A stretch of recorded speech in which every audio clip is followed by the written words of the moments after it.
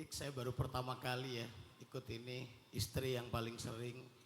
Dan alhamdulillah sejujurnya pertama saya itu sering ngelihat istri selalu ngelihat Ustadz ikut ceramahnya, ngelihat di HP sampai saya selalu sering punya rasa cemburu. Wah, Kenapa kok selalu Ustadz Hanan gitu. Sampai pada akhirnya saya ikut di sini dan terima kasih istriku karena saya juga bisa cinta dan saya mau ikut terus untuk dakwah ini. Masya Allah, tepuk tangan. Ini yang disampaikan sama Ustadz ini benar-benar bukan saya ngeliat yang kayak gimana, cuma ini yang terjadi sekarang pada diri saya. Sejujurnya seperti itu, tapi saya pengen tanya itu ketika kita sebagai laki-laki yang memang harus kepingin diam, kita nggak mau ngomong apapun karena mental kita sedang kacau atau seperti apa, terkena masalah pekerjaan, keluarga dan segala macam. Tapi dari pasangan kita itu tidak bisa mengerti dan terus mencerca dengan selalu memberikan pertanyaan. Itu Ustadz, ini kita harus dapat jurus apa lagi nih? Jadi kita ini udah diam, pengen diam dulu lah.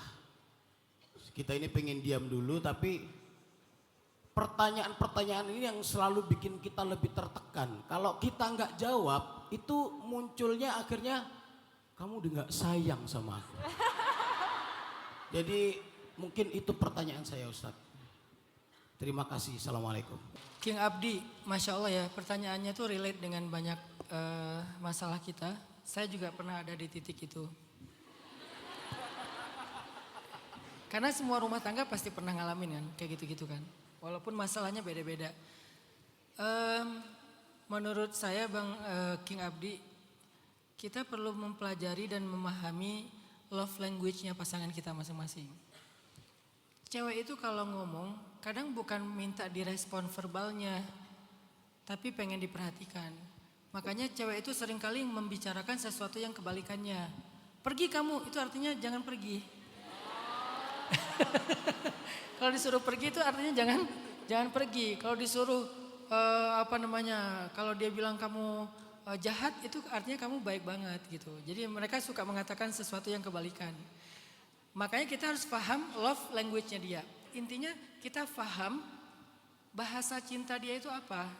Karena nggak semua yang dia ungkapkan itu adalah tentang pengen direspon dengan cara yang sama. Dia hanya pengen dimengerti dan diperhatikan. Jadi King Abdi mungkin perlu tahu love language-nya istri itu apa. Sehingga coba perlakukan dia dengan cara yang dia harapkan. Siapa tahu love language-nya juga physical touch atau quality time atau act of service atau apalagi word of affirmation. Kalau word of affirmation mungkin lebih banyak disampaikan kata-kata cinta atau apa, kalimat-kalimat yang menyanjung dan seterusnya. Karena Sayyidah Aisyah itu word of affirmation, makanya Nabi suka mengatakan kata-kata yang indah tentang Aisyah, sementara istrinya yang lain beda. Makanya kita jarang mendengar kata-kata indah tentang istrinya yang lain. Karena mereka beda-beda, ada yang quality time, yang penting ada Nabi di situ. Nah artinya King Abdi perlu paham apa yang diharapkan oleh istri dalam mungkin dalam omelannya. Gak selalu dia hanya pengen kita merespon. Oke, tetap ada responnya, mungkin respon ini karena dia gak ngerti kan. Laki-laki ini kan bekerja dengan logika, perempuan bekerja dengan perasaan. Hati itu berperasaan kan. Laki-laki bekerja dengan logika, prediksi. Dia memprediksi begini, strategi, visi segala macam. Perempuan bekerja dengan perasaan, sehingga yang dia munculkan adalah perhitungan. Bukan prediksi, perhitungan. Dia memperhitungkan resiko-resiko, sehingga rasa khawatirnya lebih besar daripada laki-laki. Kalau dalam kendaraan, laki-laki itu gas, perempuan itu rem. Kebayang kalau kalian naik kendaraan, ngegas terus gak ada rem kan bahaya ya. Tapi ngerem terus nggak ngegas ya nggak sampai kemana-mana kan. Jadi gimana kita mengkondisikan kapan ngegas, kapan ngerem dan seterusnya. Ngerem juga kan nggak bisa ngerem ngedadak gitu ya. Nanti semua orang maju ke depan. Jadi ngeremnya juga pelan, ngegasnya juga jangan langsung, kalau nggak kejambak ke belakang dan seterusnya. Disitulah filosofi kehidupan. Artinya kadang-kadang memang omongan istri itu perlu didengar sebagai rem dalam kehidupan kita. Saya beberapa kali tersandung gara-gara saya nggak terlalu memperhatikan omongan istri saya, terutama dalam urusan bisnis. Kadang-kadang laki-laki itu dengan egonya ngerasa lebih ngerti bisnis daripada perempuan. Mungkin perempuan nggak tahu bisnis, tapi dia mengerti sekali tentang resiko-resiko. Kita tahu strategi, kita tahu tentang bagaimana ngebangun usaha, tapi kita tidak terlalu baik dalam mempertimbangkan resiko. Dan emang itu fitrah laki-laki. Mungkin dia lebih ngerti tentang bisnis, tapi dia nggak ngerti tentang resiko. Perempuan selalu ngomongin tentang resiko. Jadi kadang-kadang bikin kita kayak ketahan-tahan gitu. Mau maju, mau lari itu ketahan lagi. Jangan. Tapi beberapa kali saya membuktikan, ternyata gara-gara saya nggak pakai rem, beberapa kali saya terperosok ke selokan.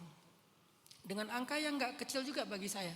Kenapa? Saya nggak dengar pertimbangan-pertimbangan istri. Jadi ada kalanya emang kita perlu dengar, ada kalanya kita perlu merespon untuk memahamkan dia, ada kalanya kadang-kadang kita hanya merespon untuk membuat dia merasa diperhatikan dan dimengerti. Itulah perempuan.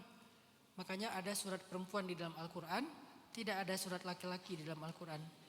Kenapa? Saking istimewanya perempuan. Yuk kita ngaji, buka suratul Rijal. Mana ada suratul Rijal?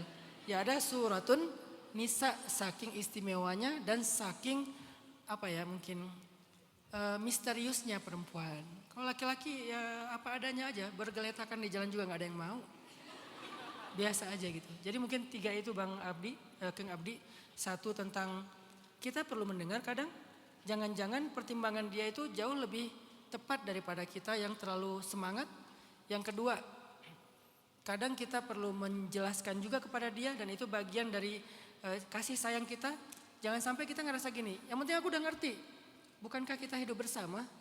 Sehingga bukan cuma kita doang yang ngerti, harusnya pasangan kita juga ngerti tentang apa yang kita sedang lakukan. Banyak suami yang males cerita ke istri. Karena dia ngerasa cerita juga gak ngebantu, bukan tentang itu. Banyak suami yang kadang-kadang ngerasa gak butuh cerita ke istri, karena setelah cerita istri juga gak bisa bantu apa-apa.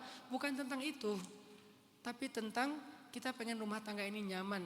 Kalau istri gak nyaman, pasti anak-anak gak nyaman. Karena dialah yang memikirkan mereka, merawat mereka, yang berkasih sayang kepada mereka. Maka menceritakan masalah kita kepada istri yang membuat dia ngerti, itu bagian dari cara kita merawat rumah tangga kita. Maka baru yang ketiga, kadang dia bukan cuma pengen dijelaskan, tetapi cuma pengen dimengerti. Allahu a'lam.